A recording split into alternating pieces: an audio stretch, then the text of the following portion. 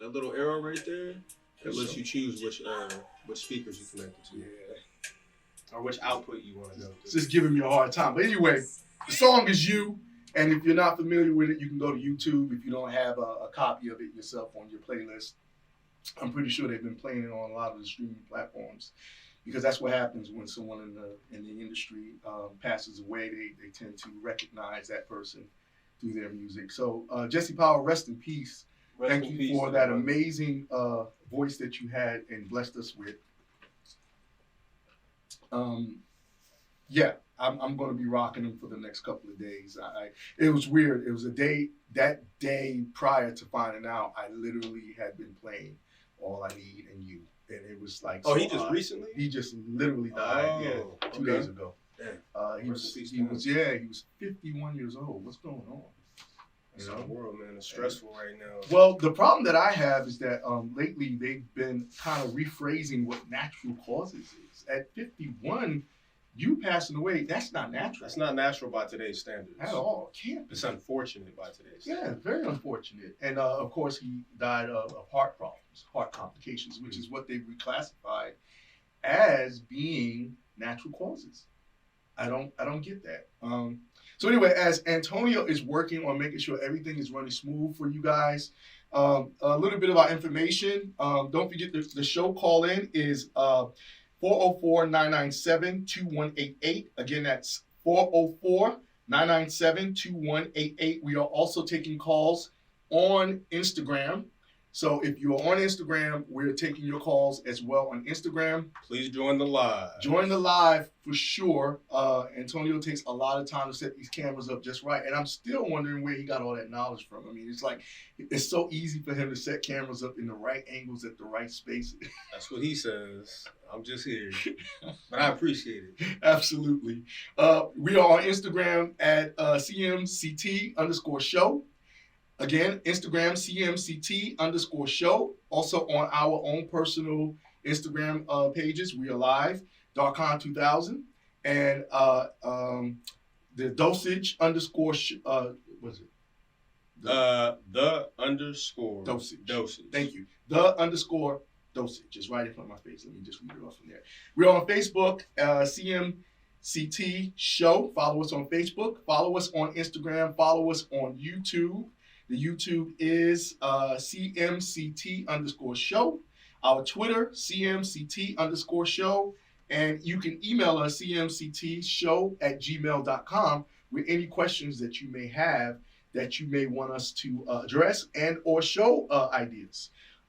We hopefully within the next 2 weeks, we'll be taking guests and having guests on our show. We still will be doing specific topics and also speaking about what happens throughout the week with pop culture.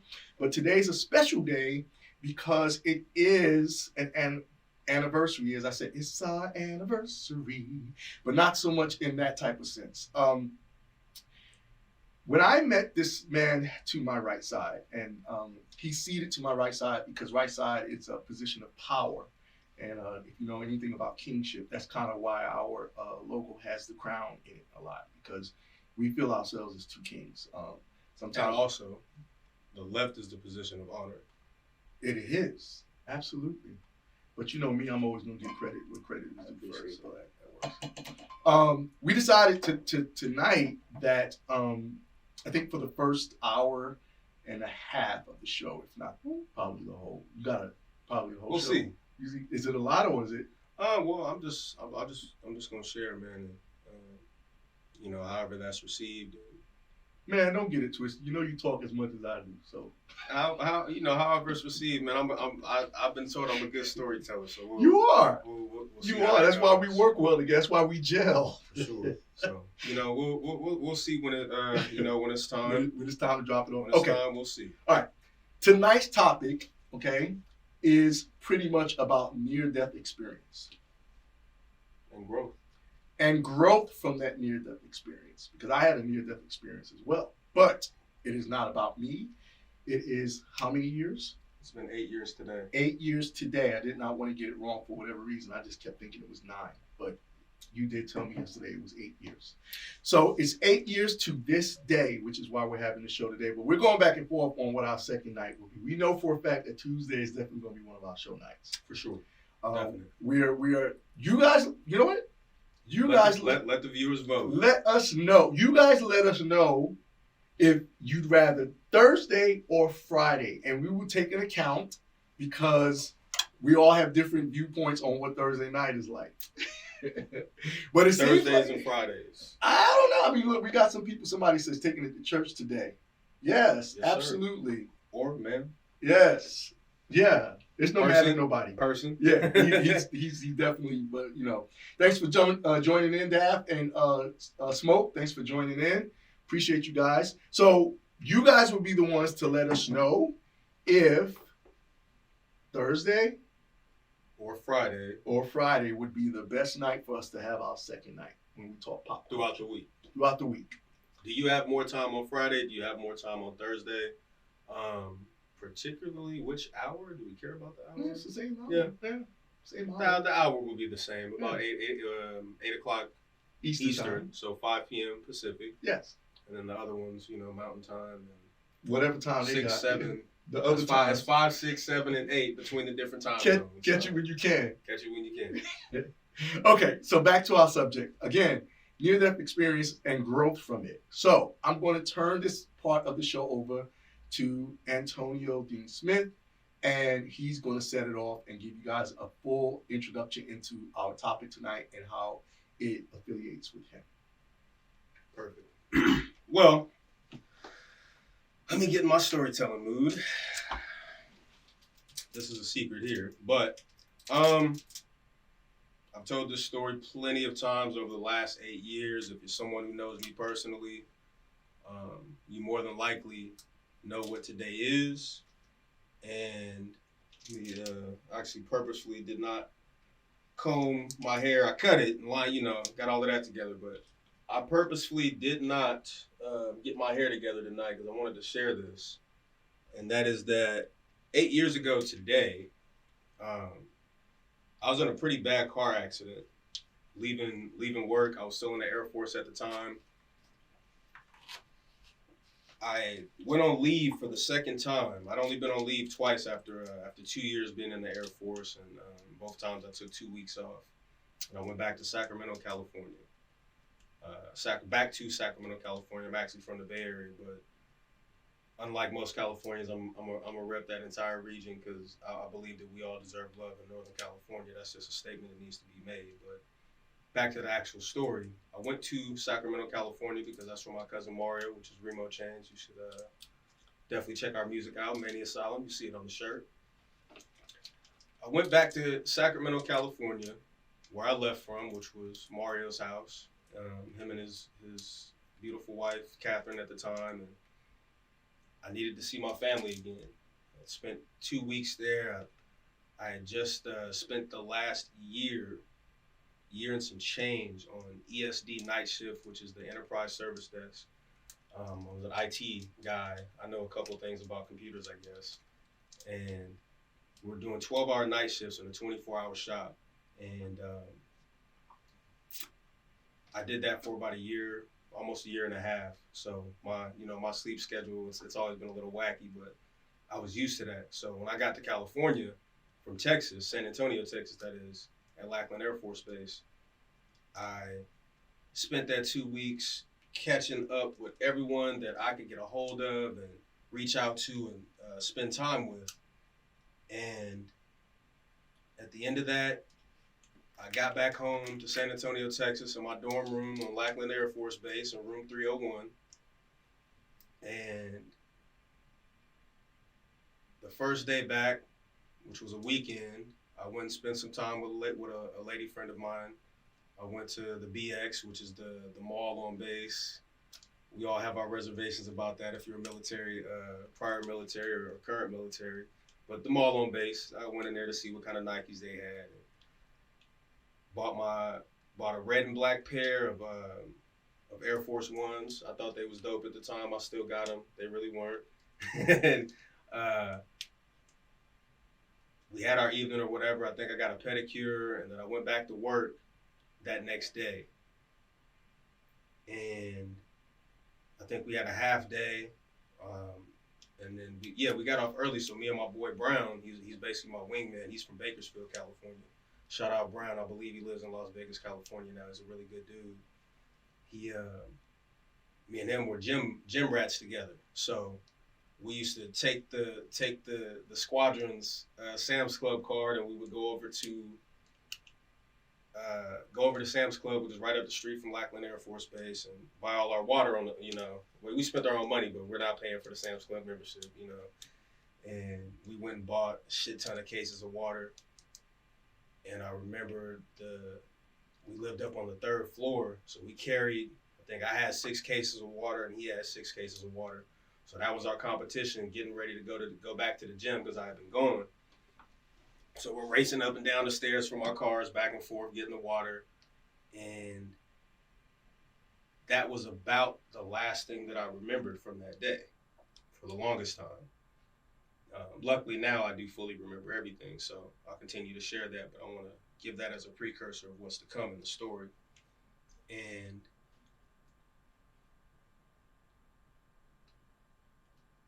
I got the water. I remember telling him I'd meet him over at the gym.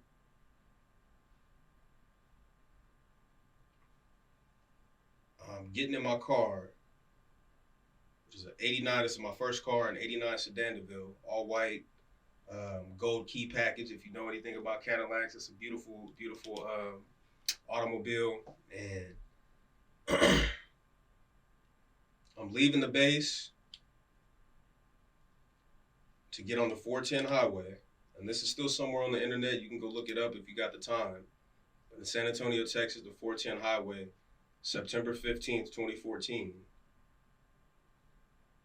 I was leaving the base, and every day for that about a year and a half, almost every day really since 2010, even now to this day, me and my cousin Marquise, me and Mario's other cousin, we talk almost every day. We're like brothers. And I called Marquise because that's my dude. So check him out, see what he on, and we cracking jokes and all of that is the usual. And he didn't answer his phone, so I remember still what song I was listening to.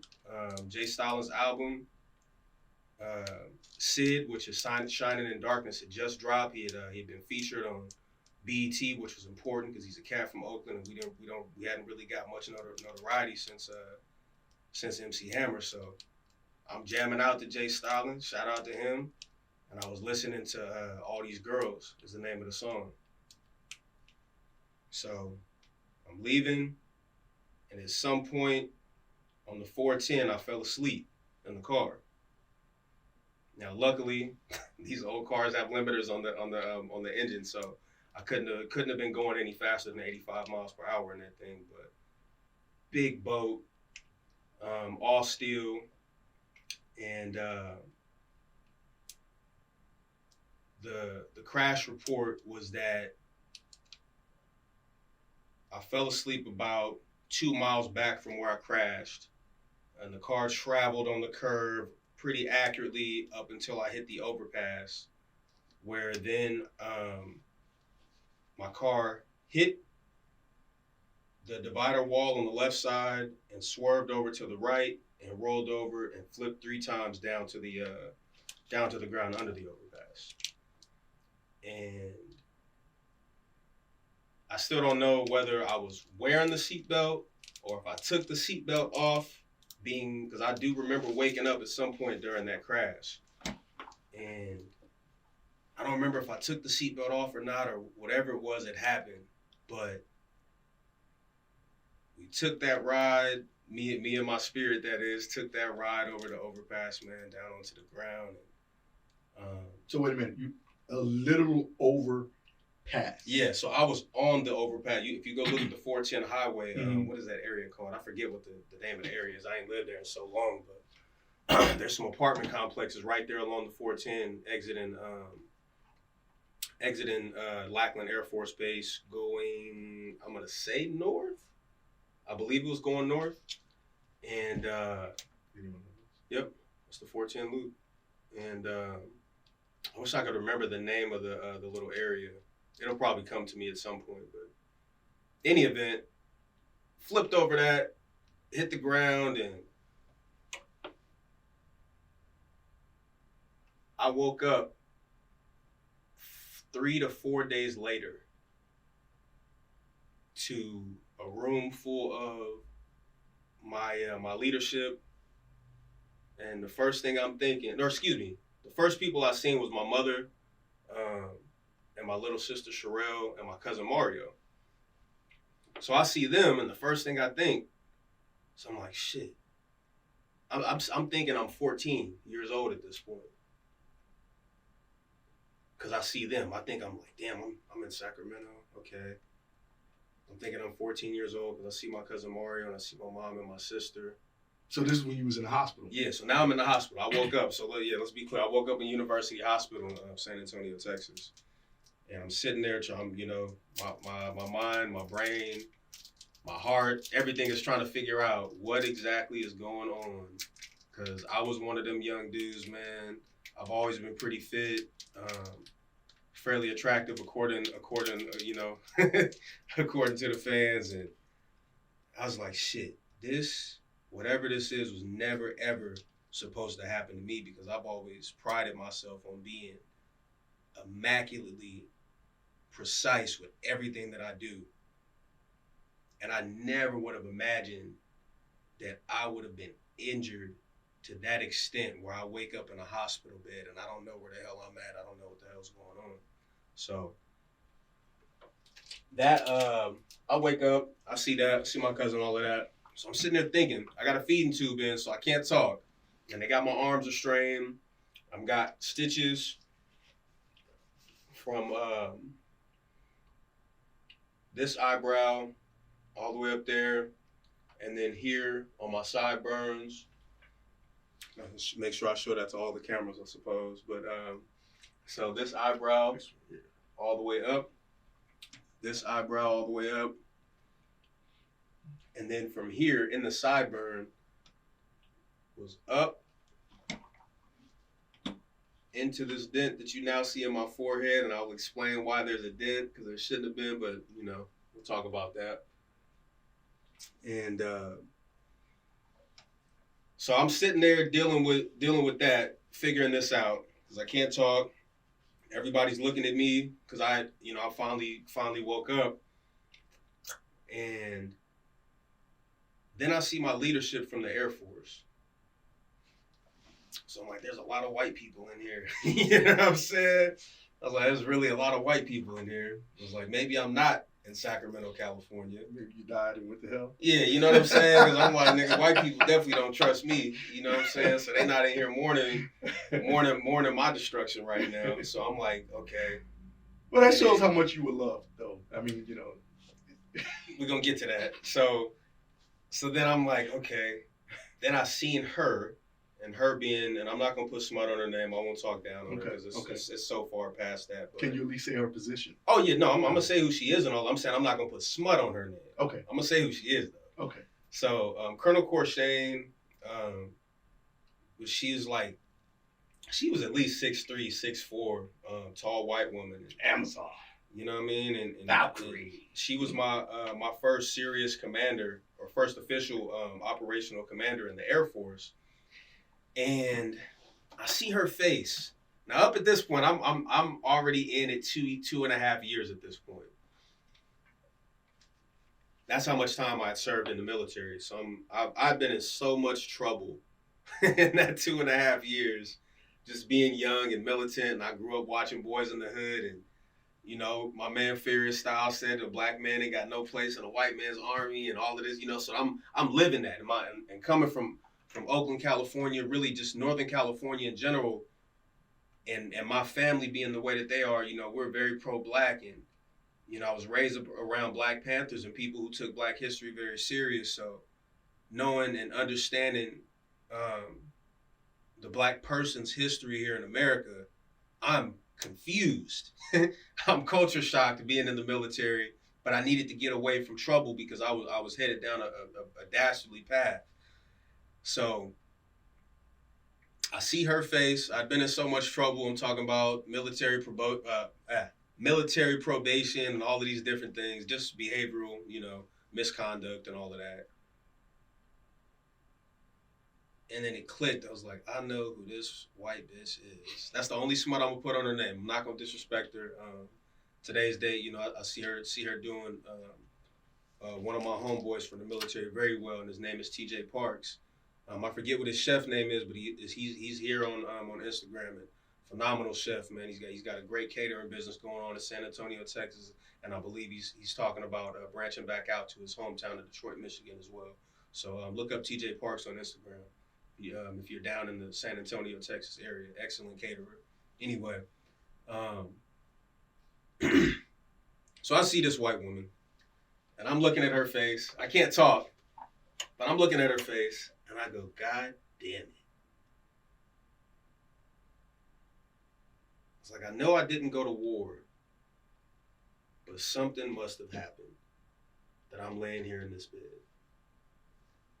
So then I start recanting. I'm like, okay, not recanting, recounting everything that I can remember as much as I can. Because my brain, you can see my brain beating in my forehead at this point. Because the skull was fractured and cut open. When I flipped around in the car, my head crashed into the ignition. And if you know anything about those old classic cars, man, the key is sticking straight out of the ignition. No rubber or plastic on the end of it. So all of that jammed into my forehead and split my cranium. And I say, damn it, I must have fell asleep driving my car or something. Now, I still don't know what all the damages are. I can't really see myself. There are no mirrors or anything, but I'm in excruciating pain. My throat hurts because it's damn feeding tube. I'm figuring it all out. And while I'm sitting there figuring it out, and now I'm getting angry because, like I said, I've always prided myself on my precision and my accuracy and being strategic and always aiming for perfection and seemingly getting as close as humanly possible. But now I'm upset. I'm angry, number one. I'm young. I was only 20 years old. So I'm upset about my Cadillac, goddammit. I'm pissed off. It's my first car. I just got my music put in it. I'm a Northern California cat, so, my slap is gone. I'm having a really bad time, essentially, And then I see all these damn white people surrounding me in the hospital and seeing their military uniforms or whatnot. I'm upset at that. But even more so, I'm mostly upset with myself because somehow I let this happen. How did I lose that much control? That's what's really on my soul, my spirit, my mind, everything. My entire existence at this point is weighed down. How did I let this happen? Because I'm not one ever really to blame anybody else. So now that I'm pissed off, my younger sister Sherelle, who shout out to her, I forget her Instagram handle, but we were very close growing up.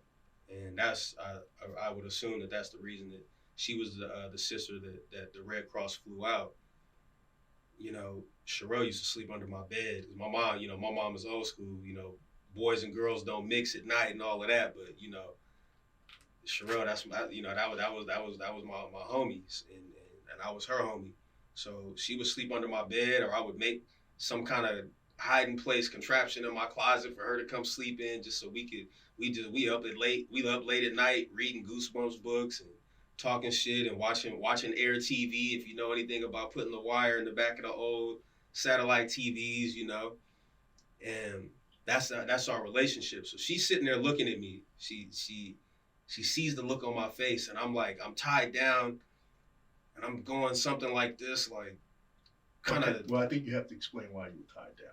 Oh, it's tied down because my cranium is open at this point. So basically, they tied you down so you wouldn't touch. So that I wouldn't mess with nothing. So I wouldn't try to get up out of the bed. I'm assuming it's a pretty common practice for people to wake up. And let's be clear, I was in a coma for 4 days. Is what it was. That's why I was out. I should have clarified. Was it self-induced? Did they induce? No, it's from the brain injury. Okay. Mm-hmm. Yeah, So I was in a coma for 3 or 4 days is what that was. So they tied me down because I'm assuming maybe it's basic practice. A motherfucker wake up from something like that. And, Yeah, you want to get up out the bed. y'all got me twisted. Let me get me on up out of here. You Feel know. his head first thing. Mm-hmm. Yep. And I got to start. I'll tell the story about that too. But so Sherelle stands up. She's looking at me, and I hope she remembers this because I'll never forget this. If I forget anything else in my life. I'm tied down and I'm pissed off, the feeding tube. I can't speak, can't scream, I can't squeak, nothing. And I'm trying to get my message across because goddamn y'all, get the hell up out of here, is what I'm thinking. And Sherelle stands up, she puts her hands on her hips and she looked at me and she looked at all of them and she looked at me again.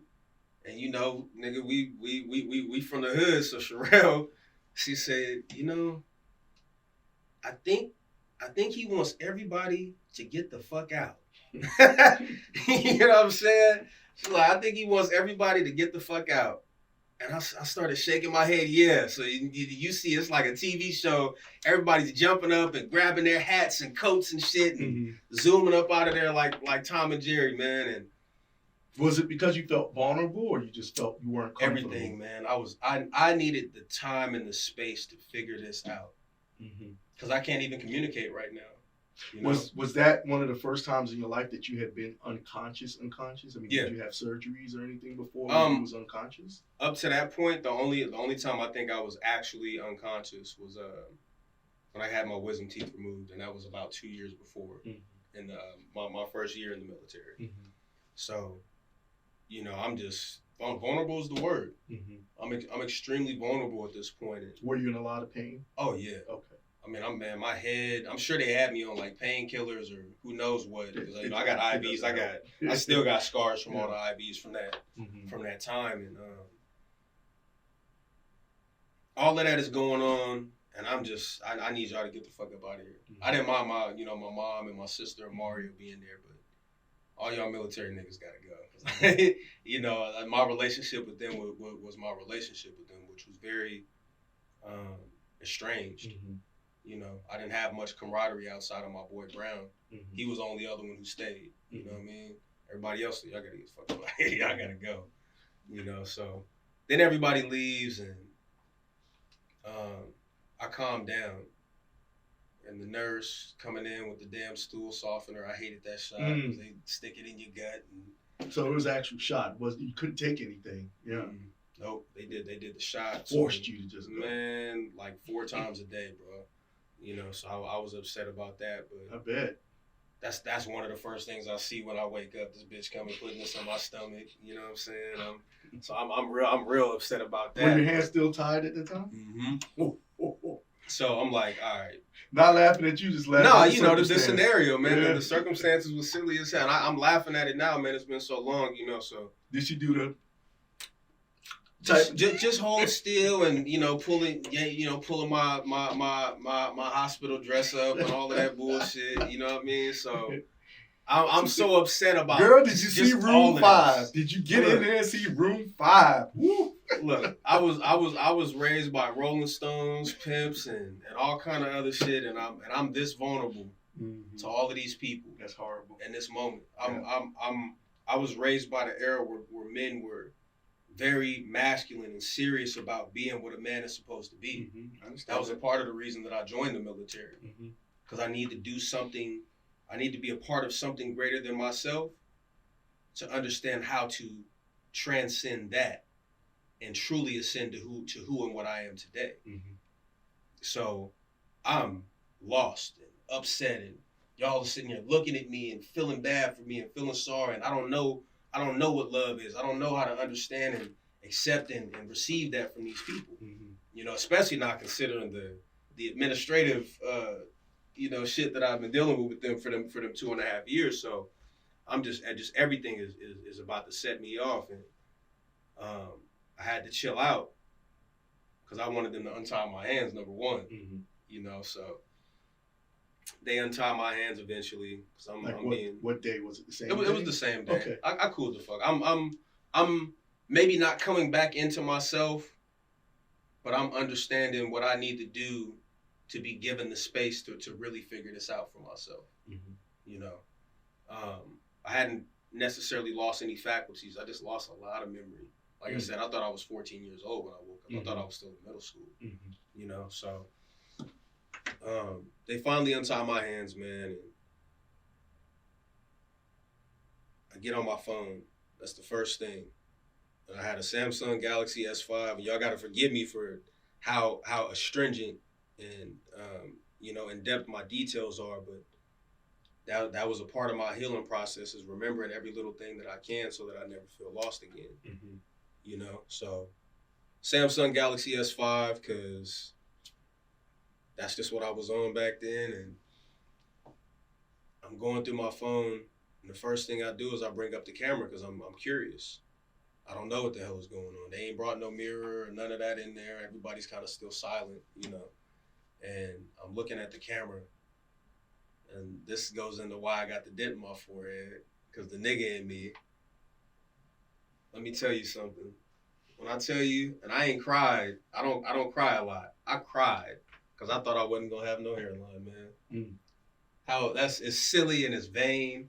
But again, I was 20 years old. You know, now I definitely would have did differently what caused this, and I'll tell you that caused the dent in a moment. But I cried because I thought I wasn't gonna have no hairline. I'm like, a nigga can't never get fresh again. I'm gonna have to get some of the fake shit, or you know, whatever they got out there. But now I gotta work to figure that out. I'm going through all of these immature thoughts and these things. I'm not even worried about my actual life. I'm not worried about what the actual consequences and ramifications of this brain injury. I'm not looking at the stitches as, damn, nigga, your brain is falling out of you know what I'm saying? My hairline, oh no. You know what I'm saying? But so that's what's on my mind momentarily. Should have seen me when mine left. Man. You know what I mean? So now I'm like, man, well, I gotta piss, cause I can't take this. I'm emotionally distraught over my hairline because I'm foolish and young like that. And then I get up, or go to get up, and everybody's like, no, you wanna slow down? Hold on, they ain't brought you crutches yet. I said crutches because I'm thinking this is just the end of it. I'm like, this is as bad as it gets, is my hairline. Stupid, you know what I'm saying? Real stupid. This is as bad as it can get. Can it get any worse than this? Well, you gotta wait for them to bring you crutches. What do I need crutches for? My left ankle got caught down in the between the seat and the door in the Cadillac when I went flipping around. So it tore the what is it called? I had an avulsion fracture. What is that? The talus, Talus. The talus is I forget if it's the bone or the ligament that's attached to that piece of the ankle, but the ligament tore shards of the bone away from the bone. The ligament didn't just tear cleanly. So I finally looked down, man, because I'm trying to get out of this bed. My foot is probably bigger than my head, and as black as any of this in here, because of the trauma, the dead skin, the body going into that protective mode and all of that, you know. So now I got this big ass foot. My hairline is gone. In my mind, it's over. You know what I'm saying? So your whole head was shaved, pretty much. No. They didn't shave the head. Nah, well, because look, it was on. So that's the thing. I'm a dramatic child at this point. You know, I'm a dramatic child because I'm seeing, oh my God, my head is blew up and all of this shit, man. I got pictures. I guess we could bring those up. Now this is the real question. They didn't shave your head, but did they shave downstairs? No. Okay, so we know they didn't take advantage of them. Yeah, no, look, I wasn't incontinent or anything like that, man. Because you know, sometimes you go to the hospital, they take it upon themselves. Of course, you know, they want to see a little bit. I had that happen to me, so. But you know, so I'm which part was that? Shit, you gotta help me. You were about to go to the bathroom. Yeah, so the crutches. So I was like, man, fuck them crutches. I don't need no thinking crutches. I'm 20. I'm a man. Nigga, I was on the way to the gym when all of this shit happened. You know what I'm saying? I'm good. So my stupid ass, I get up and I'm holding this other leg up and I'm jumping on my right leg into the bathroom. Nothing good. And this is when I cried. Cause I seen the mirror. I seen myself in the mirror. And the reason that I cried is I believe that I accepted that I wasn't indestructible the way that I thought I was. You know, fearless maybe. That was what my dad put in me, is to always be fearless, but indestructible, absolutely not. But you know, there is a lot that comes with that in the 20s age. There are a lot of men and women that they just believe they're going to live forever. I've been told that. Oh yeah, I'm living forever. And then look at this, right? So remember, I'm coming now. I ain't saying that we were just entirely impoverished, but nigga, we're coming from low income, and I get in the military. I get a Cadillac. I got slap in my car. In my head, I'm living this ghetto dream right now. I'm moving up. You know what I mean? And my song at the time that I had just put out before I went on leave was called Astounded. And it was charting, right? It was charting not only in America, but it was charting in New Zealand. It was charting in Canada. It was charting in Ireland. So I'm like, Antonio, I just did a radio interview in Canada. I did a radio interview on a radio station in New Zealand, and those are somewhere on the internet. We'll probably share that shit someday or whatever. But I'm like, man, like all of this is going on for me. And I'm thinking like, damn, like I'm really figuring this out. Like a lot of my dreams are coming true, and then everything has just stopped short because I was tired, and I didn't realize how tired I was, and I thought that I could do it all, and nothing would ever stop me. Real quick, so for all of you guys who are out there listening, it's imperative that you get your rest. It's imperative that you understand that you are human. You are definitely human, and I get told a lot, even still to this day, that I'm not exactly human, but. Yes, I am. And yes, you are too. Yeah, and listen, you're not weak by acknowledging that. It's kind of like a lot of times when I've seen people work and you tell through their work that they're tired, and you tell them, and people for whatever reason get offended. This is a funny story. I had I'm not going to mention the person's name, but I had a person one time took offense to the fact that I said, you're tired, you look tired, right? And it's like, yeah, you look tired. And they took offense to it. Like they thought that, the fact that I said that they look tired should have never been said. And it's like, it's an observation. Those are prideful people. Yeah, man. If you're tired, God damn it, you're tired. That's part of being a human being. But you're right. Some people don't believe that they're human. They believe that they're, more than human. Man, look, I was pushing on all cylinders and thought that there was nothing that could stop me because I finally figured it out. Me and my cousin Michael were doing our music together, and it just seemed like the world was finally coming to my hands. And so that was what I had fought for so long, and just like that, everything was gone. Yeah. The sub story, the dent. The dent. So the reason why I have the dent, the doctors told me, and my wingman Brown, because in the military, oh yeah, you're right. Because in the military, you got a wingman, the person who looks out for you when you can't necessarily look out for yourself. And Brown is taking me back to the dorms on the day that it's time for me to go. And they said, man, don't wear no hats. Don't put on no stockings or wrap nothing around your head. Don't wear them ghetto do-rags. You need to give your skull time to heal. Because it was soft? Is that what it was? Well, it was open. The chip went in and all of that shit, how they removed all of that, whatever, but it's split. You have to give the bone time to refuse, right? So I was like, all right, whatever you're saying, cool. At this point, I'm worried about my hair because now I done took a shower. I was musty as hell up in that damn thing. It had been dead. It had been like a week since I had a shower and all of that. So I'm planning. I'd seen in the back of my head, I had a big ass bald spot from the steering wheel where my head was stuck between the steering wheel and the seat where the key went in and all of that shit. So I'm like, I'm already planning my recovery because I'm always looking forward. So doctor's like, man, don't put none of that shit on your head, whatever. Just heal, rest up, you be cool. And I'm like, well, whatever this nigga talking about. We get back to my dorm, and the first thing I do, I jump over to the bathroom on my leg because I'm still stupid and too prideful to use my crutches. I jumped all the way up to the third floor. Just hopped up there. Yeah, asshole. While Brown is carrying my crutches, he's like, nigga, like, what are you doing, though? You know, he's like, man, you wilding right now. You gotta chill. Like, man, fuck that. I'm young enough. I've been in the gym, and you know, this ain't nothing. I'm gonna figure all of this shit out, man. So I get up. We finally get up to the dorms, and the first thing I do is go over to my sink. And I wish I could show y'all the room. If I had brought my hard drive, I could have gave visuals for all of this because I documented everything. But I go straight to the sink and start brushing my hair, man. Brushing my hair, putting Dax wave grease in it. Oh, so that means you was brushing it vigorously. Oh, they got me fucked up. I'm about to get my waves back.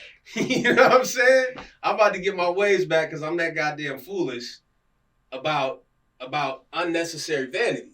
So I'm doing this shit, and Brown is like, bro, it's like, nigga, I'm trying to tell you. They said don't do this, and you're literally doing this right now. I said, these are my exact words, Brown. I'm a real nigga. I'm a real nigga, bro. I gotta get these waves back intact, man. Cause they gonna want me back at work here pretty soon. Mm-hmm. So my waves gotta be tight. I gotta figure something out about the bald patch in the back of my head. You know what I'm saying? Cause my shit gotta be straight when I go in there. So I'm like, all right, I'm gonna do a high taper in the back, or high fade in the back. High taper on the sides, and I'm gonna just, I'm gonna play it out until my hair grow back. I'm figuring all of this out, not thinking about my health, not thinking about the future, aesthetics, none of that shit. Silly as hell. Mm-hmm. So then I put the do-rag on, and back then I was like serious about my wave game, so I wet one do-rag and put that on, so that I got the heat, then put a cold do-rag over the top of that, and then put a dry one over the top of that. So I got on 3 tight-ass do-rags. And I can barely stay awake for more than 6 hours at a time because of the damage that was done to my brain. Mm-hmm. So I can barely stay awake for more than 6 hours a day. And for about 3 months, during those 6 hours every day that I was awake, I'm brushing my hair and making sure my waves are good, like a damn clown. Mm. So I guess that section of the skull just never got strong. Pressure. Well, no, the pressure while the bone was fusing. Mm-hmm. On the skull, it kept it pushed down while it was trying to. So instead of it coming together, which I'll show the visual like this, while it's coming together to fuse back here, the pressure from the do-rag is making it sink in as it's fusing. So it's causing a little dent. I gave myself a permanent reminder of nigga, this is what happened to you for being so silly. So silly about something that definitely was not imperative, but we live and we learn. I'm happy to have lived so that I could even share this story. And for anybody out there who's dealt with PTSD, traumatic brain injuries, really anything that just affects your psyche and your emotional stability, there is a way out of it. I can only tell you how I did it. I can't tell you how to do it, but don't ever feel hopeless because you will find yourself again. That was the biggest battle to me. I'm very scientific about everything. The hardest part that I thought existed was finding yourself again. Because I thought I lost myself. That first 6 years, I chased who I knew that I was before the car accident feverishly, like a beat cop or something. I wanted it so bad. I couldn't figure out how to rap the same. I couldn't figure out how to run the same. I couldn't figure out how to cook the same. Couldn't figure out how to talk to people the same. I didn't think I was myself anymore. So the therapy process was ongoing. So with the military, I didn't really get any therapy.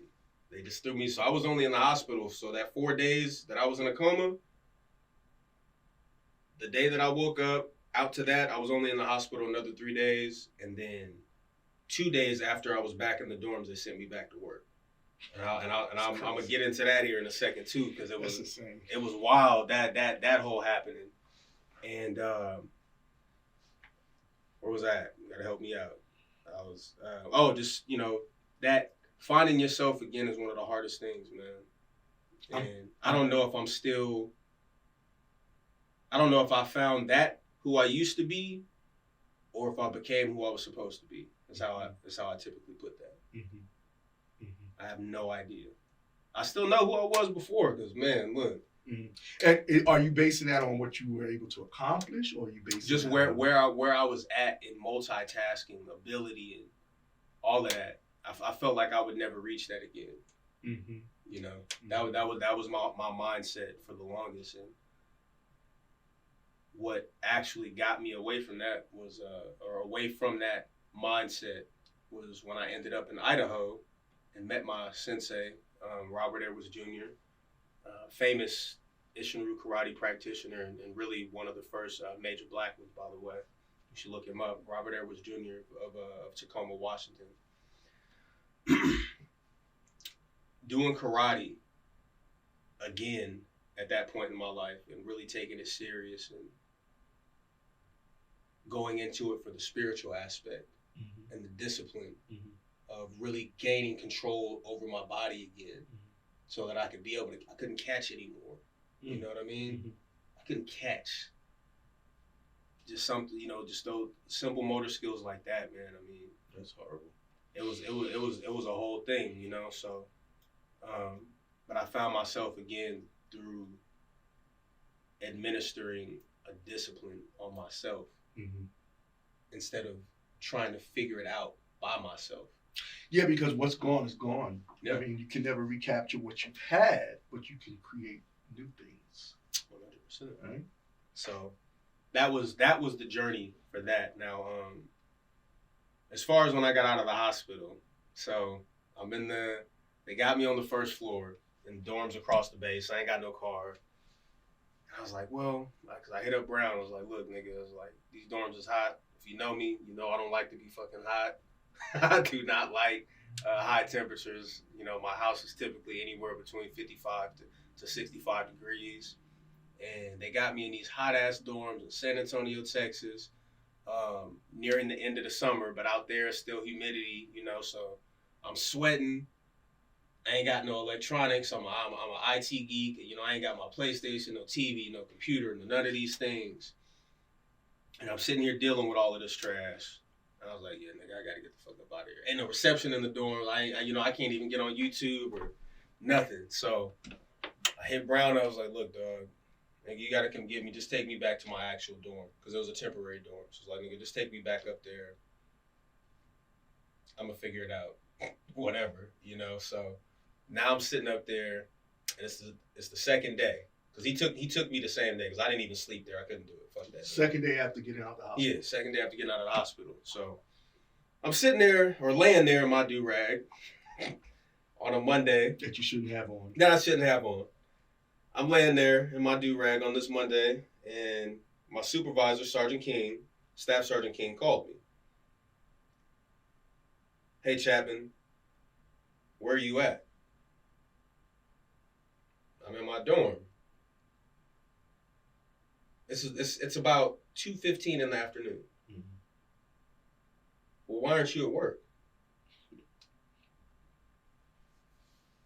I said, well, I'm now standing in the mirror, looking at myself.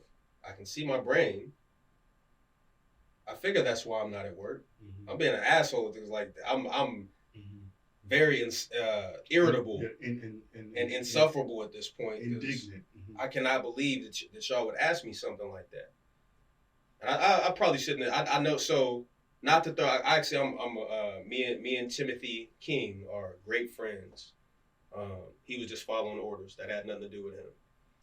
But I'm mad at him because, nigga, you the one who called me. Yeah, of course. You know, I'm looking at my brain through my skull in the fucking mirror right now. Was he one of the people at the hospital when you woke up? Can't say, honestly. I don't remember all the faces who were there. That shadowy, dark person. Yeah, you know what I mean. It was standing there in the corner. It was hella military niggas up in there. Over by the grassy knoll. That was him.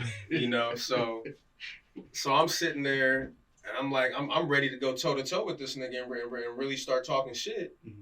He's like, well, you need to get over here. You got 30 minutes. I said, okay. I said, well, I'll see you guys. So I take my time. Obviously, the nigga can't walk. I can't put on a hat. None of this kind of shit. Even though I got on a do-rag with my dumb ass. So I get in my uniform, which took fucking forever because my big ass foot could not fit through my pants legs of my ABUs, which is the Airman Battle Uniform. I finally get all of this shit on after about 45 minutes. I'm in the mirror, lining my hair up because I'm stupid. You know, I got to take my do-rag off. So I'm in the mirror. That's my final touches before I go over there and deal with these fools.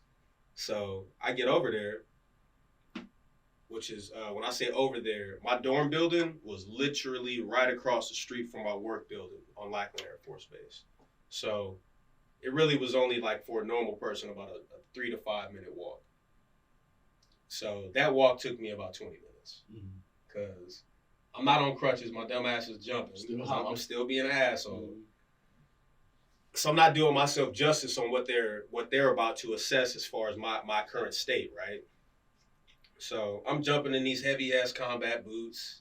This hot ass ABUs is worse than a vinyl suit. You know what I mean? I get across the street, get up to the 3rd floor where we worked, and get into the office finally. And I'm not realizing now this is the power of the mind. I'm remembering passcodes, button combinations for the doors, all of this different shit, and it's not even occurring to me that my brain is doing this. Because I'm talking about I done forgot so much shit, and this is why I'm telling this story. You had a major brain injury. So I get in there, and the first thing they do, because I hopped over to my desk, and my mentor at the time, Jason Gorman, of San Antonio, Texas as well. He's a 21-year veteran, excuse me. He taught me probably about 75% of what I know about technology. Really good white dude. if he ever gets to listen to this or hears it, but I sit down next to him because we got our own section for VMware, and Jason turned and looked at me, and this is when you know Jason is confused and niggas really got him fucked up. Mustard. He pulled his glasses down and scooted back and looked at me. He said, "What the hell are you doing here?" They told me to come here. So me and him chit chat about whatever we chit chatted about. He's just upset that they're not taking care of their troop, which is me. He's upset that they're not taking care of an asset to the office, right? So he jumped up to go talk to the superintendent or whatever, and while he's doing that, because he's not military at this time, now he's a contractor, but you know, he played that role. He was serious about being good to other military members. So he's talking to our superintendent, and while he's doing that, my supervisor, his supervisor, and the I forget what is their position called, like the NCOIC, the non-commissioned officer in charge. These 3 individuals called me into the conference room. When you go in the conference room, and I've been in the conference room, you know, 40, 50 times at this point. So I already know what's about to go down. I'm like, oh, these bitch ass niggas about to get me. That's your regular. Yeah, you know what I'm saying? That's my regular. They about to hit me with paperwork and all of this bullshit. So I'm like, all right, man, here we go. So they call me to the conference room. I jump over on one foot with my stupid ass. Get into the conference room. Airman Chapman, do you know why we have you in here today? In my head, because y'all some bitches. You know what I'm saying? I don't say it, but in my head, because y'all some bitches. And welcome my older sister, Shanae. Thank you for tuning in. But, so, why you know why we called you in here? Because y'all some bitches. You know what I'm saying? I don't say it, but I know it's written all over my face. And they go, well, you've been committing a schedule violation or something to that effect. I forget the actual terminology, but they're like schedule violation. You missed Monday. You missed most of today, which is Tuesday or whatever the days were. I got them mixed up now, but it was like Monday and Tuesday I missed work and missed PT on Monday. And all of this shit, I was like, so y'all wanted me to come to PT. I interrupted because y'all wanted me to come to PT and I can't walk. Everybody in the room can see my brain, but you wanted me to come to PT. So I get it. Please continue. You know, so they keep talking and they're running down all the violation grievances, numbers yeah. and all of this bullshit, the regulations, giving me the numbers and all. And I'm not here. Obviously, I ain't hearing none of this shit. I'm like, y'all niggas cannot be for real right now.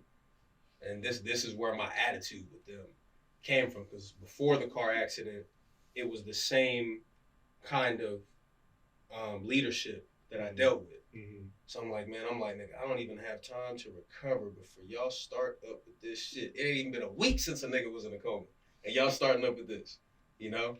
So basically, all of that boils down to, well, you gotta show up to PT, and then you can go back to your room and get out of your PT clothes and get into your regular work clothes, and then come across the street to the building and come into work. Like, they outlined it like real specific, and I'm just blown. You know, I'm all right, nigga. I'm tired. I can barely stay awake for more than 6 hours a day, and they hit me with all of this silly shit. And what was it?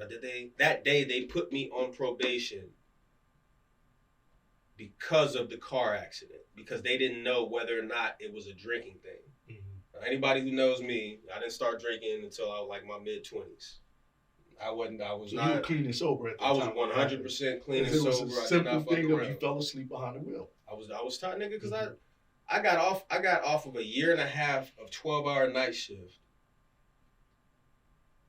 Came back to work one day to adjust, and then y'all put me on day shift. I'm a little tired. It happens a lot more than what people realize. Oh yeah, this is so, and this is, you know, not to throw dirt on anybody, or disrespect anybody in the military, but a lot of the leadership is this way. I wouldn't give a percentage, because I don't have any metrics on it, but I can tell you it's a lot more common than not. A lot more common than not. And I was not the only example of people who got did dirty by the squadron, but any event, so they put me on probation the same day, all of this kind of, which is, it's called like an unfavorable information file. They always have some silly ass names, letters of admonishment, and all this kind of stupid shit. It's paper, but it's serious to them. So I'm sitting there, you know, I'm in my shit or whatever, my dumbass uniform. And no disrespect to those who are still serving and all of that, but this is my experience, and I didn't enjoy it. To this day, I hold no grudges about it or grievances, but I didn't enjoy it, and I still don't think that it was. I don't think it's an ideal story that I have to tell. I shouldn't have to tell this story this way, but it is what it is. I'm sitting there in this dumbass uniform, and I'm pissed off. They talking to me about all of these section 209 and all of this stupid shit that I don't give a fuck about. Nigga, I'm tired. I gotta go back across the street, which is self-induced. I should have brought my crutches. Mm-hmm. That was self-inflicted, of course. But this is what you guys are wasting my time on. You guys are wasting your own time, man. I'm on probation, XYZ, all of this bullshit. Couldn't get out of it. So next day, it is Chapman shows up because it's Wednesday. So I show up to morning PT on crutches in my PT uniform. Go back to the dorms, which is about an 8-minute walk for a regular person. So on crutches, 20 minutes. Nigga, I'm dying out here. Get back to the dorms, go up to the 3rd floor, that's also kind of self-inflicted because they wanted me on the other side of the base in a temporary dorm, but I also didn't have a car, so who the fuck was going to take me anyway? So I think I still would have ended up back in that dorm to begin with. But either way, I'm up on the 3rd floor. I make it up there, get in my regular uniform, hobble across the street. I'm sitting in the office. Jason's an early bird. I'm like brain dead because I have not been getting up this early with this brain injury. I was waking up whenever I was waking up because I'm sleeping damn near 18, 19 hours a day. You know what I mean? Because my brain is recovered. So anything past about 6 to 7 hours that I was awake during that time frame, worst migraines I've ever felt. And then body pain would follow. Because the brain is just not functioning like, nigga, look, we don't have this energy right now. We don't have the capacity to do all of what you're trying to do, right?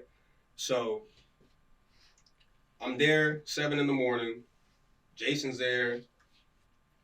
And he looked at me and he just shook his head. He was pretty silent. And we talked a little bit that day, not much. And then 11:30 came around.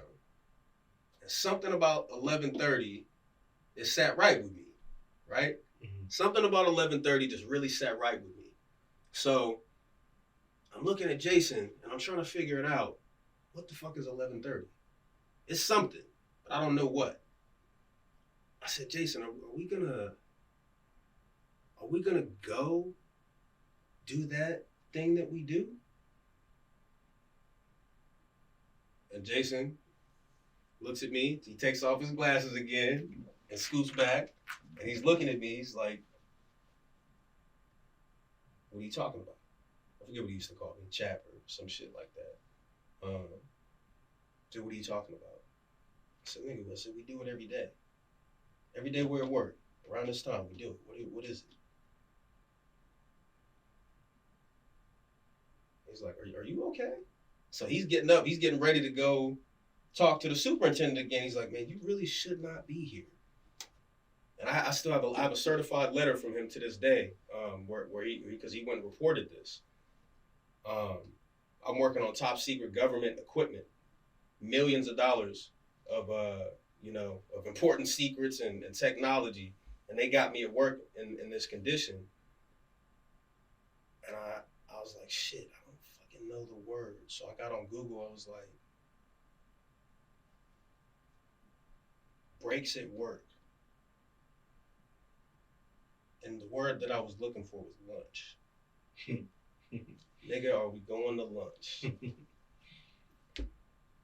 So when I looked over at him and I said, lunch, he's like, yeah, I'm going to go talk to Senior Master Sergeant.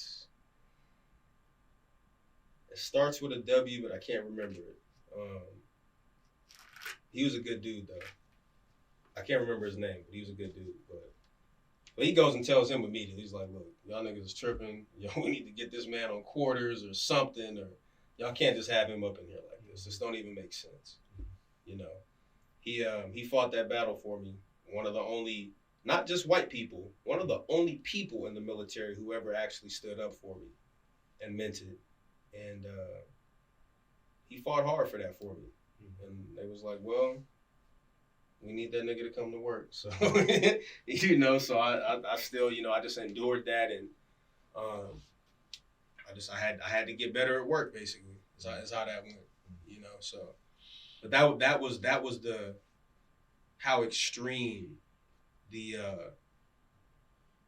adversities got, for my brain and everything that was going on in my life. Not to mention my friendships and relationships, man. I lost so many friends, and not lost, I cut off and severed so many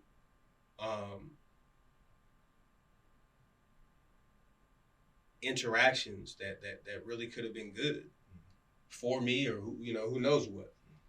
But I couldn't take it because I was spending all that time at work instead of being home healing. Yeah, properly. I'm dealing with this bullshit with all of these people, so I'm like, man, I don't have time for nothing and nobody else. The only other person, I'm not religious or anything, man, but I think whoever and whatever it is for my cousin Marquise, because that fool got an elephant's memory, and me and him had shared so many different traumas about our childhood over the years once we connected as cousins, that this was just an addition, he remembered everything. Oh, to remind you, remind me, supplement your memory. 100%. Marquise, he don't do social media or any of that, but I tell him all the time to this day, man.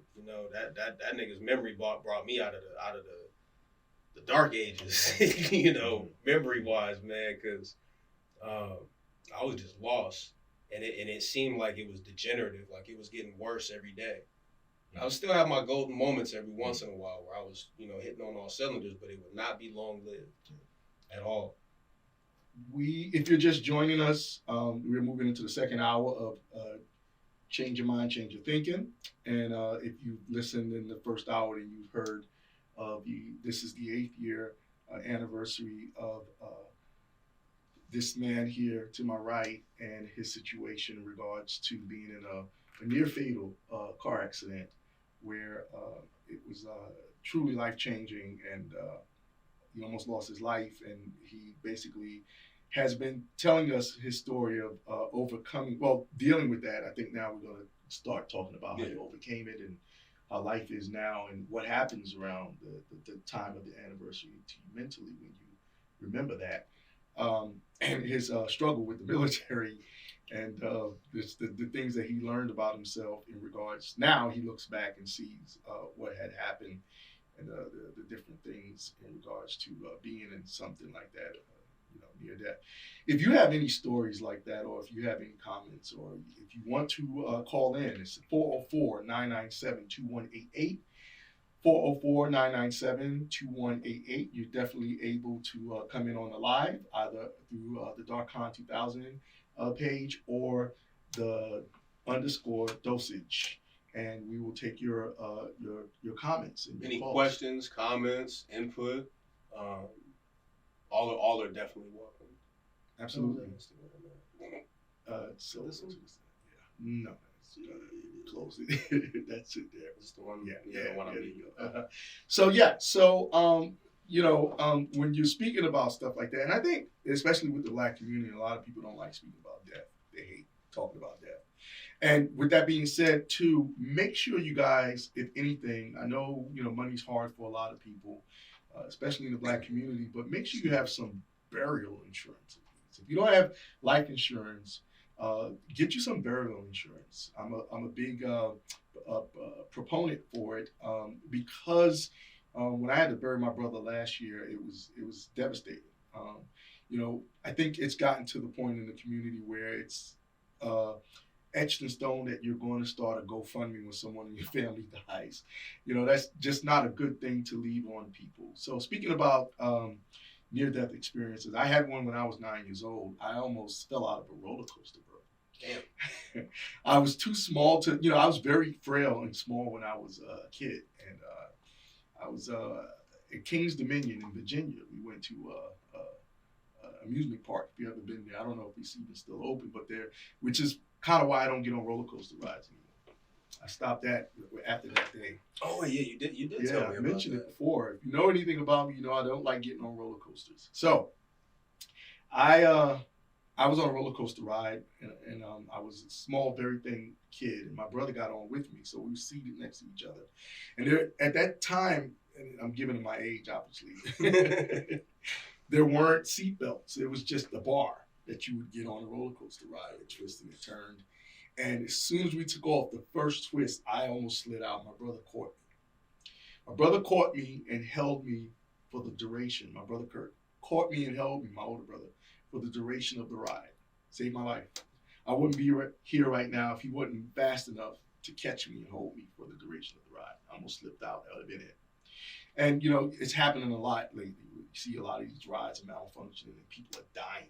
A young Black brother died just recently. And then in another country, some girl got killed in the ride. So swinging back to you and your situation, I want to know psychologically how you feel about, I know you said you're not a religious person and it's different for each person. I firmly believe God gave my brother the strength to hold me.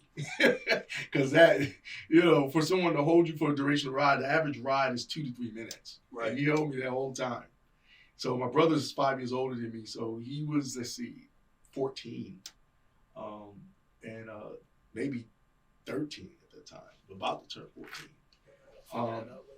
And so psychologically, spiritually, how do you deal with that? Because, you spoke about your relationship with the military, but just personally, how do you deal with that on a day-to-day basis, knowing that you almost died? You coulda, shoulda, woulda. My friend, you might be watching, Jay Blaze, he was in a horrible accident where he disfigured his face and everything. And it was the same thing, fell asleep at the wheel. He's in the military, he's a Marine. I know how y'all feel about that. But he the smack right into the back of a truck, and it just devastated me. But he got out the hospital, and if you've seen him, Manoy, he's Jay Blaze on Instagram. He's a bodybuilder. He's about to go and compete later next month, I think. Shout out to NPC. Yeah, he's a beast, man. I just posted a photo of him and I. His that's the bicep, bit. bicep is bigger than my head. The cat is incredible. But anyway, back to you. So how do you deal with that? 8 years later, how do you deal with that? Well, the very first major milestone that I would say that I hit in development after that was that I decided I never know when. Mm-hmm. Any moment, everything, every last bit of it could disappear, um, for myself or anyone else. So Mm-hmm. I've made a lot of decisions that those who were close to me probably considered to be very rash, but they were actually quite calculated, man. I don't have time to wait and find out. Someone had said the real Jack, the realest Jack. I want to share that. I guess he says I died 3 times, and the last time I lived being a premature baby, being 1 pound and 1 ounce. Jesus. So That's my god dog. okay, so she came in and at 1 pound 1 ounce. Mm-hmm. God bless you. She was about, Not even a handful. That's you know, yeah. That's wow. So and she's about pretty close to my height at this point. so is she saying that she died 3 times coming into the world before she was born? Correct. Wow. I would love for you to chime in and say if you remember anything from that, because it's weird. Some people, like, I don't remember a huge chunk. Well, not even that, just psychologically, mentally, because I don't remember a huge chunk of my childhood. Like, I remember almost falling out of the roller coaster ride, but I don't. There's a lot of things that I don't remember, and that's primarily because of abuse. When you sustain abuse, you start blocking things yeah, out. yeah, your mind is as brilliant as it is. It's a dumb thing because it blocks out the things. Yeah, things that you need, right? Like you said with your accident, you still are getting things back, and it's not even so much just the physical damage as much as it's the wiring, you know. Mm-hmm. The realest Jack, can you chime in and tell us if you had any let's go back to the accident, because I think that's something that needs to be addressed as well too.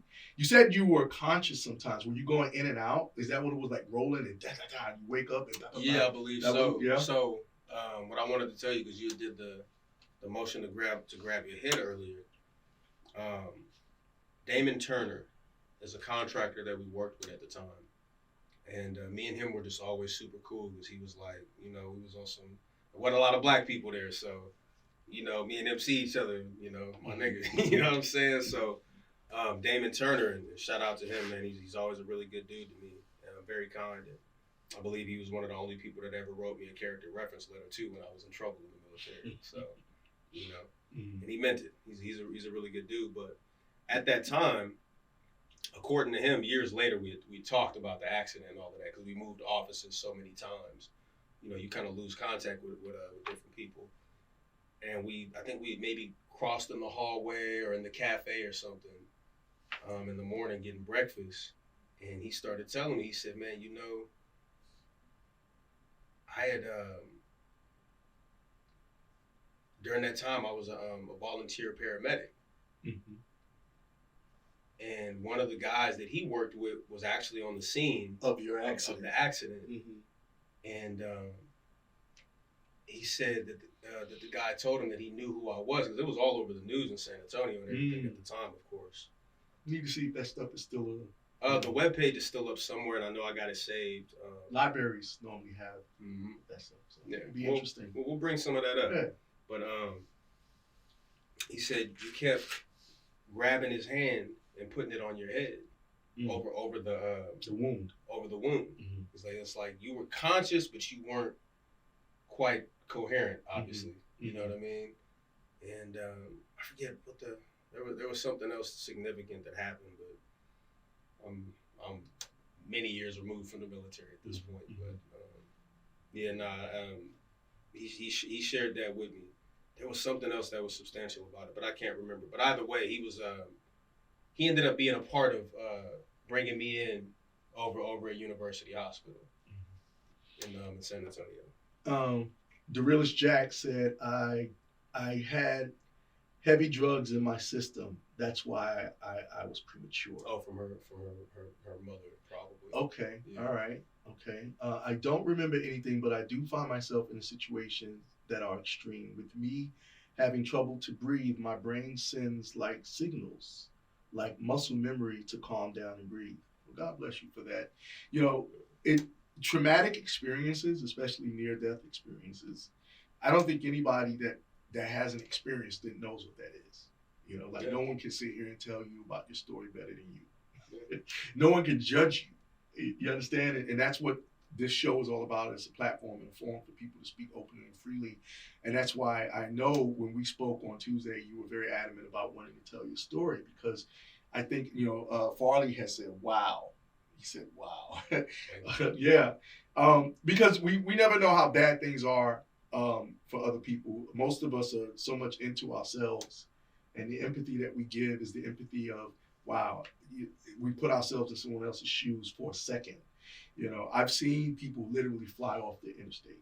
I've seen it off ramps. My mom and I saw it one time. A guy just flew right off, and we don't know if he was drunk, tired, or whatever, but he flew right off. And to witness something like that, did you have anybody that witnessed it? Were there? So it was about 9:15, or it was like between 9:06 and 9:15 at night. Mm-hmm. In that area of San Antonio by the base is pretty dead. Mm-hmm. So luckily, like, freeway was pretty empty. Nobody got hit or any of that. Mm-hmm. It was just me.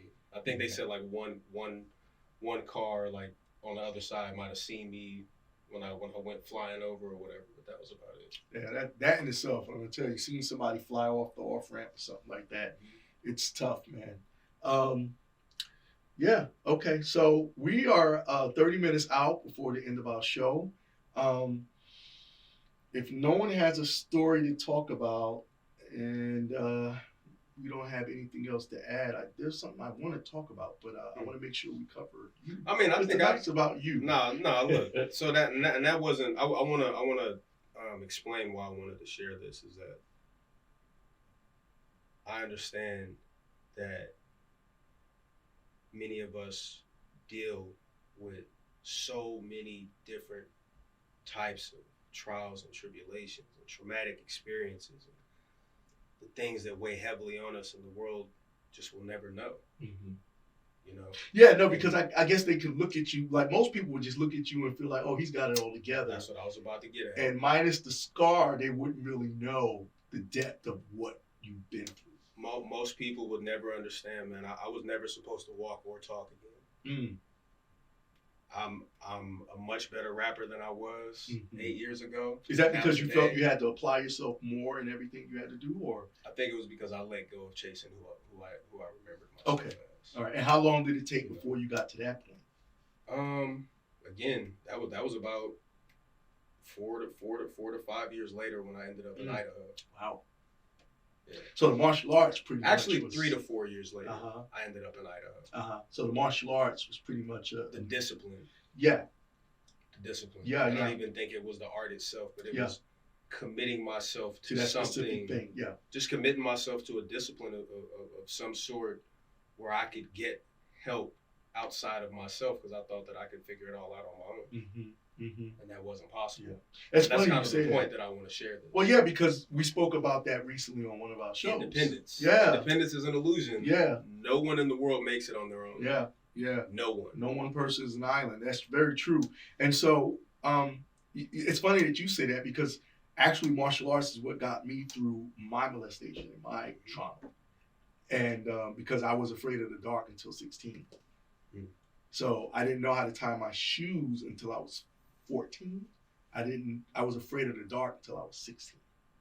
And it was, I thank Dyron Jackson, my instructor, and my mom for making me go, because I didn't want to go. I didn't want to be a part of any form of violence. And that's probably why I'm the instructor in the martial arts I am today. Like, I'm fearless now. But 16 years of darkness. Yeah. And so I commend you to be able to be a part of civilization, a part of society, a person that touches, I'm saying this from my own personal view, a person that touches lives and affects people in such a profound way. And I pride myself in being a person to make sure people know that about themselves, because I think, especially as black men, young black men, we go through the world not feeling appreciated. Yeah. Not just not feeling, but not actually being appreciated. appreciated. We're not appreciated. And if you're watching the show right now, text a friend, tell somebody you love them and you appreciate them and you're proud of them. Tell them, because it's very important. I do it throughout the day. If I haven't spoken to someone in the world in a while, or they're across the world, nomadic, I'm proud of you. I love you. You know, I hear that in my head, so I say it to everyone.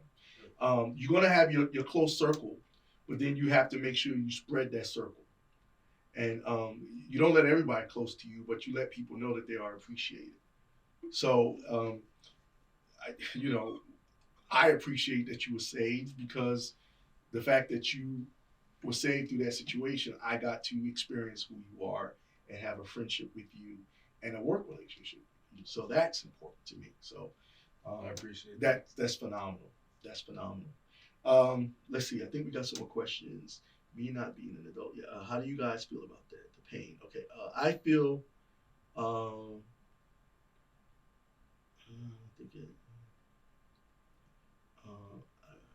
I feel like the pain. How do you guys feel about that? When I was 15, I was supposed to be in a car accident. My grandpa had just dropped me off at school. His car got totaled by a Suburban. He broke 3 ribs and he wasn't supposed to make it. Later news. That is powerful.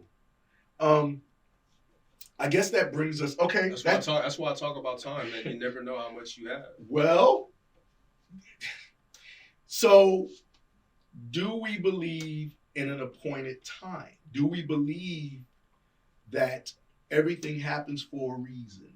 Do we believe, like some people believe in luck, some people believe in happenstance? What do you believe? Do you believe that was supposed to happen in your life? It was already written. It was something that was going to happen to take you to another path in your life? Or do you believe it was just dumb luck? It's just something that happened to you? It's whatever. I think that we all need something that, I don't believe in humility, but I do believe that we need something that slows us down so that we can better develop our perspective moving forward. I was moving at a very fast pace, and I can tell you right now, at the rate that I was going, I would never have gotten all of the benefits that I now have. I would not be as financially secure as I am right now if I had been able to, I don't know, maybe I was going to be a super rapper type of nigga over in New Zealand or something. Who knows, you know? But that was the trajectory that I was headed on. Instead of me driving an 89 Cadillac that can only go 85 miles per hour, knowing myself, a young daredevil, man, I probably would have been in a Corvette or something instead. And maybe I would have started drinking earlier, or who knows what, just due to having more capital and having more exposure to outside influences and what other people are doing, just from the popularity of doing music or something. I have no idea how that would have went. Yeah. You know, so is that preordained? I don't know, but I do know this. I believe that the universe will always let you know based on the energy that you put out. So whatever that is that you're putting out, know that you will get a response. And I believe that was the response that I got. I needed to slow down so that I could be able to give back the way that I give back today. You know, I have neighborhoods of students in California. You know, I'm not able to be there, you know, multiple times a month, but at least every other quarter or so. You know, I go and give martial arts. I go and give financial, financial, not advice, but, you know, financial education, teaching these children, Black children, that they have other options other than what their current circumstances are. So I believe that definitely put me in the position to be that way. Yeah. I needed better perspective because I didn't have any. Okay. And it takes a real man or a person to recognize that about themselves. Like, I know that everything that's happening to me has been for a reason. Yeah, Later Muse, absolutely. you know, the trauma to deal with it of that memory is the hardest part to overcome. But that's part of being a human being and understanding that. I always say that you know better, you'll do better. Mm-hmm. And the realist Jack said, I believe things happen for a reason. Absolutely. I'm a firm believer of that. Love you too, Nomadic, no doubt. Yeah. So at this point, something happened in the news today. I don't want to stray too far off of what we normally talk about. I mean, you're gonna probably celebrate with the Green Eyed Band. Oh yeah, we got a small moment. Yeah, before we close up tonight. There was a 12-year-old kid. I don't know if you saw this, and unfortunately the page left because I wanted to share the ad. It's probably in the other browser. Is it? You think? Yeah. Oh wait, no, that was Google. Yeah, no, it's in that one. Well, it was, but I mean, it's here. But I was able to show it before on Instagram. I'm not able to now. But anyway, Antonio's going to share the link for anybody that wants to see it. It's a 12-year-old boy, young black boy, who destroyed his mother's home because she took his phone. Now, I saw it, and it right off the bat, it took me back to our conversation we had on Tuesday, because I talk about why is it that young black men are so angry. And we went over a lot of different things. Once that show is posted, please watch that show. And with anything that we have going on, please like, share, subscribe, and you know. Do you want to share the link? Yeah, absolutely, to everyone. Well, you would have to go there, and then the problem is that it's not connected anymore. So, I don't know. But maybe if you double click on that, the window, double click on that, or you could just renew it. Like, yeah, just renew it. I'm blind. Just remove it. Oh yeah, refresh it. Yeah, okay. So if you click on it, it refreshes, right? Supposed to. Well, either way, yeah, I'll let you get on. All with right. that. Well, yeah. So basically, this 12-year-old, you know, he pretty much just. I mean, if you look at the damage, go to the page and see it. Once we get to a point of being able to share video and everything, we're gonna get it together. Yeah. But he destroyed. I mean, the amount of damage he did was beyond purposeful. You would have to. It looked like at least 10 people was in that house doing damage. Mm. And when you see the mother going through the rooms, and he damaged every TV, every television. He damaged every television. He broke marble countertops. He broke windows. He broke glass. He broke holes in walls. He broke closets. He destroyed baby cribs.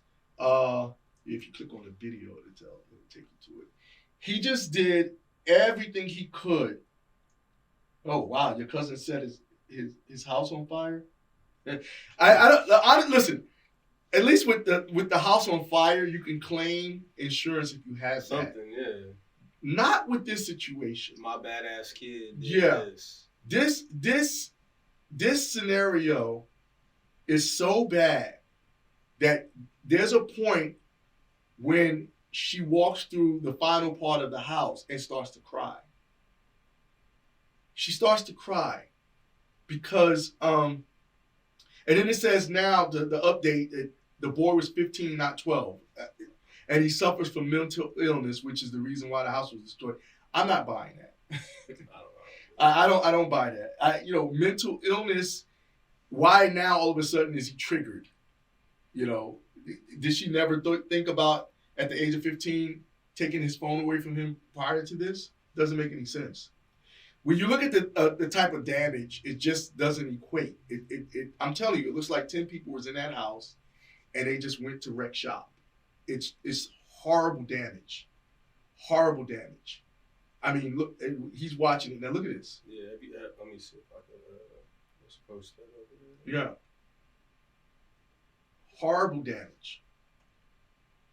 And when you look at that, when she's going through that house and you look at everything that he destroyed. I mean, every TV, every glass, every wall has a hole in it, and the windows, you know. Yeah, the update says that she entrusted her friend to record and share this video, but that it was shared with improper information, which now we're looking at a four sides to every story situation. Pretty much. You know, Pretty much. if the walls could talk, then we would really know. Yeah, of course. We weren't there, and we're not, people that lived. And it looked like she really took pride in her home as well. Oh yeah, it looks like it was beautifully put together. This is horrible.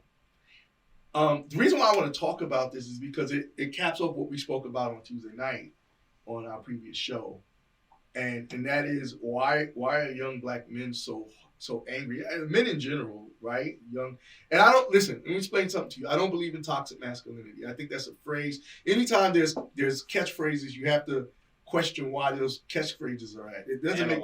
Yeah, what the hell is toxic masculinity? Especially in a society that can't really pinpoint in their mind what masculinity is anymore. And we have to get very definitive about the words that are being used. I mean, he broke the toilet bowl. It's like, why? Don't you use that? You know what I mean?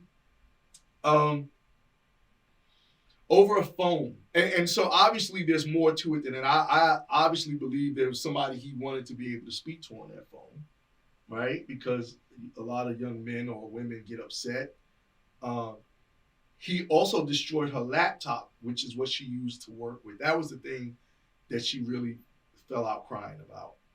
He destroyed every computer. He destroyed everything that meant something in that house. And it was very, you mentioned the other day, the evil. That to me that's the sign of evil. That's just the level of total depravity where you are so angry and so selfish in your anger that you destroyed pretty much the life of your family member. Now, go ahead.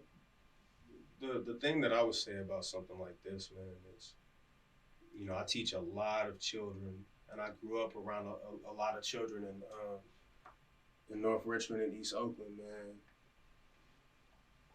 We have a lot of anger going on just simply from the things that we go through at home, Mm-hmm.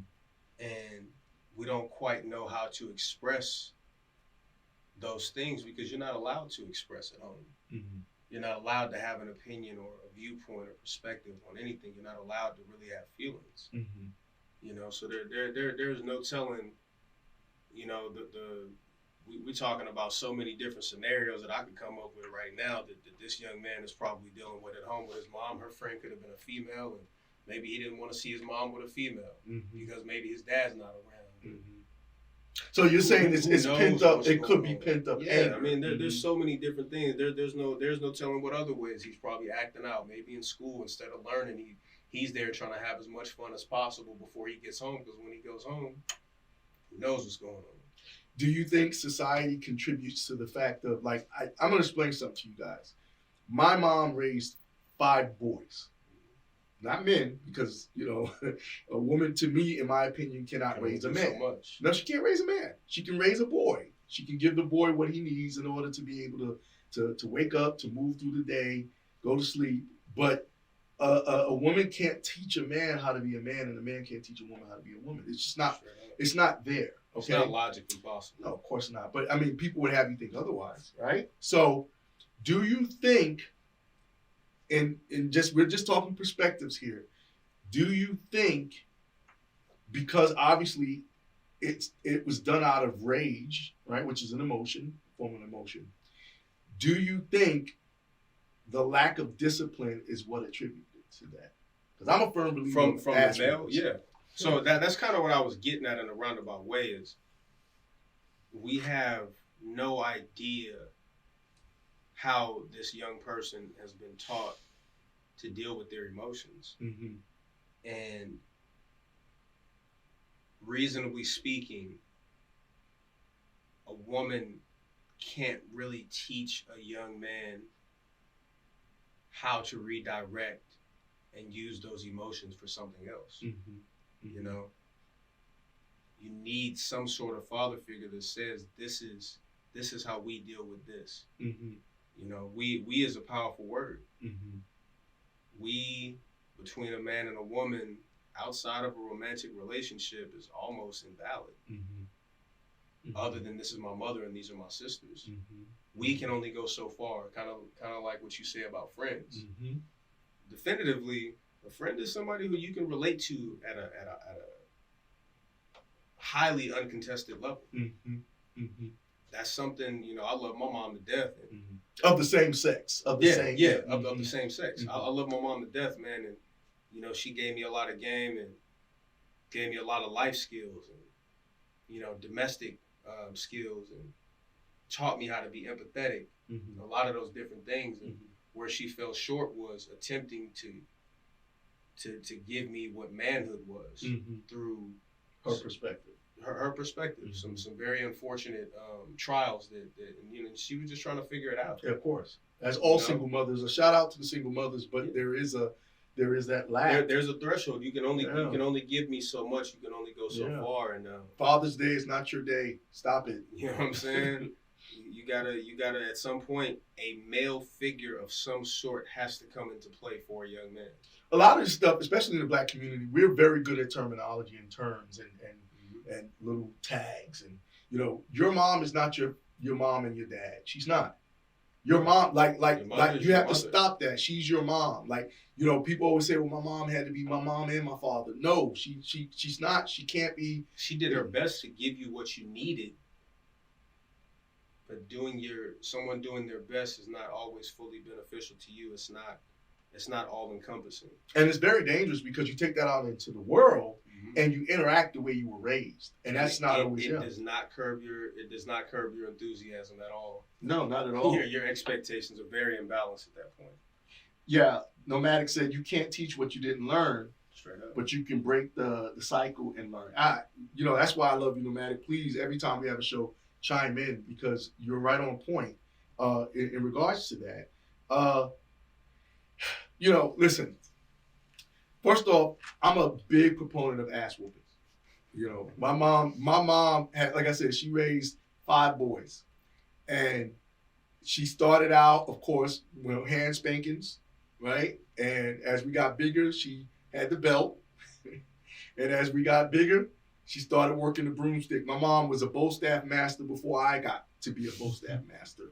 And she could be in the kitchen sweeping and you could be at the door and she knew how to reach you and pop you right on them wrist bones or your head. You know, and if it hurt, because my granddad was a boxer, he taught her how to box, and when it started hurting her fists, she started using that broomstick, man, and she could just pop you. You're like, ah! She could pop. She was so good with it.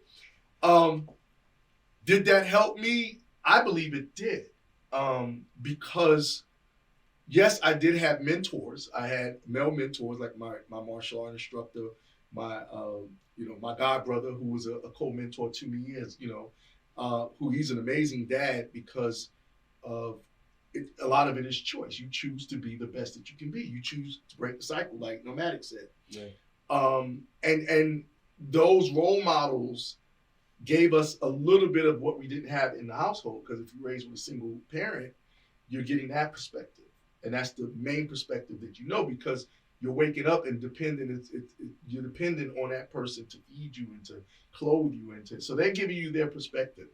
But did we need those ass whoopings? Yes, we did. Mm-hmm. Yes, we did. This little motherfucker needs his ass beat. Believe that. And I'm the first. Let me explain something to you. I don't know who this woman is, sister. If you need some structure, some male structure, let me at his ass. Let me. And you know what? I may not just resort to the ass whooping yet. I mean, we have to. Well, because we got to break down why this happened and get that out of him first. Yeah. Show him why that's not a viable solution. Yeah, tearing up every the house. Scenario. Yeah. Yeah. Becoming destructive is not. It's not going to benefit you in 99%. Yeah. Of any scenario that you're going to deal with in life. And you know what? And a lot of that is learned too, because hitting, like my older brother was a wall puncher. You know, well, he was Panamanian and black. His dad was Panamanian. So, you know, maybe he had a little bit more hot sauce in him than I did. Because I just, first off, I had more logic. I was like, I know if I punch this wall, it's going to hurt, right? Yeah, my hand's going to hurt. Yeah, my hand's going to hurt. And then my mom had this rule where if you break a wall or something, you had to fix it. And I didn't know how to fix the wall. So one time I was just throwing stars in my room and it missed and it went through the wall. So I had a poster there till the day I left. You know what I'm saying? I had porn in the mattress and that hidden hole in the wall. Till the day we moved out the projects. That's funny. To move to Augusta. So I was very big on like, okay, I don't want to hurt my hand and I don't want to have to fix this wall. So that was my preventive care in regards to not punching the wall when I was angry. Okay, so even when I started learning martial arts and my anger and temperament started coming out, I was like, You're being taught to yeah, it was a Neo moment. You know, the whole walls and everything moved. I just taught to do something different with all of that energy, man. Yeah. Those emotions, your spirit. Those are all different types of energy, and something must be done with each. Yeah, find a good martial arts school and put your child in it. Hopefully there's still some community centers that have programs, even if you can't afford them. And know that it's not about fighting or really them protecting themselves. From a young age, it's about giving them a discipline to respect, something to believe in. Yeah. Yeah, I think if I had to give a perspective to this mother and what she just went through, find the 5 buffest black men. Somebody that'll make him think twice about being destructive. Yeah, and sit him down to where, you know, it's just one way out the room and, you know, give him the thought that something could go down. That's a start. Yeah, but even more so just for understanding, man, like there are other solutions. They must be given options. If you know this woman, please have her reach out to CMCT, and I will. We're not gonna kill him. No, not at all. We're not gonna kill him. I will personally advocate and step up, and I can't speak for Antonio, but that's something that I would definitely be interested in doing. No, look, like I said, I meant it when I said it. I'm not fronting. This is not no fake internet shit. I have neighborhoods of child students who they're out in the neighborhood doing the same kind of shit that any of us were doing as kids, trying to figure it out.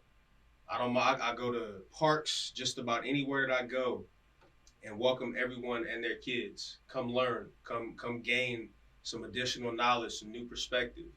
And in just those few moments, you know, I like to hope, because I haven't gotten back to every single one of those students, but I should hope that little bit was enough to spark something different in them. You know, they deserve it. Wholeheartedly, they deserve it. So you really want to make sure that within our community, we begin to understand that there are other options for us to seek out and express ourselves, to understand ourselves better, to understand our emotions better. It's very important to figure those things out. Okay. Well, we spoke enough about it. We put a pledge out there to the parent to hopefully be able to help in any kind of way possible in that regards. We don't have finances to help you, sister, but if the audience is strong enough to start donating to us, you can donate to any of the links in the link tree that's listed on my page and also on the CMCT_show page, and also on the YouTube page. If you're going to YouTube right now, you can see that the link's out there. You can donate to those programs that we have, that we're instigating and instilling. With the last 10 minutes of the show, we want to first off thank Antonio for his amazing story, very powerful, deep story, to where you had people in the chat that were saying, wow. We want to thank you for sharing that, because it's very personal anytime you share those types of stories. Congratulations on 8 years of being here. Yes, of still being alive. Alive and kicking is an old song by NXS. Alive and kicking, man. And like I said, touching lives, man. You've made a very profound effect on my life and everything that I've been going through in the last 2 years since I've known you, and also other people who are seated here in the audience, in the studio with us, the Green Eyed Bandit, and Melvin. Shout out to Melvin. Shout out to Melvin. This nigga's he texting me right now, man. Shout out Melvin. Hopefully he's watching. Shout out to Melvin, and also to Wayne LaVarn Way, other brother in Bojuka. Shout out my engineer just jumped in the chat. Engineer just jumped in the Draco chat. is wild. Thank you to everybody who watched tonight. We don't have our applause and stuff yet, but Quite set up. Yeah, eventually. But we are definitely going to allow Antonio to toast with come on over here, Green Eye Bandit, and they're going to toast to. I don't drink. Now, I wanted to get this moment off of YouTube because I don't know how that goes with monetization and all that. Oh, that's very true. So we're gonna be responsible. Well, we can stay on Instagram though. Yeah. No, so we'll wait. We'll wait for the. We'll close off on YouTube. Close off on YouTube, and then we'll celebrate afterwards. It's small. It's nothing crazy. Okay.